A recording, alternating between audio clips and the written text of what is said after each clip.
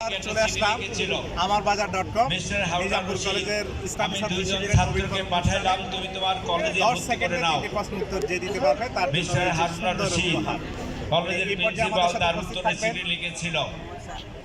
Mister আইব খান হারুন রশিদ কারোর কথাই কাউকে ভর্তি করে না।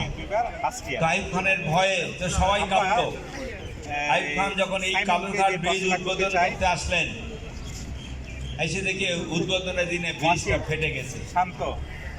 প্রচন্ড রাগান্বিত হয়েছিলেন। বন্ধুরা শুনে রেখো, যারা সায়েন্সে বড়, প্রচন্ড রাগান্বিত হলেন।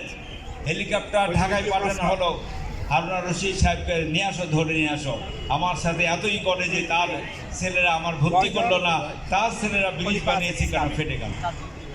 হারুন রশিদ থেকে এসেছিলেন। বন্ধুরা আইব খান বললেন, ব্রিজ কেন ফাটলো তুমি বলো। সর্বশেষ যে প্রশ্নটা করব, আইব খান বললেন, সরি, হারুন রশিদ বললেন, মিস্টার আইব খান, তুমি আমাকে ব্রিজ বানাতে বলেছো, তুমি আমাকে মানুষ বানাতে বলো না। এই ছাত্র যারা ব্রিজ বানিয়েছে তারা একটাও মানুষ না, এরা ইঞ্জিনিয়ার, এরা মানুষ না। নির্বাচন করবেন অর্থাৎ আমাদের মধ্যে সেই মানুষত্বকে নষ্ট করে দেওয়া হচ্ছে। যারা ছাত্র তাদের মানুষত্ব যদি নষ্ট হয়ে যায়,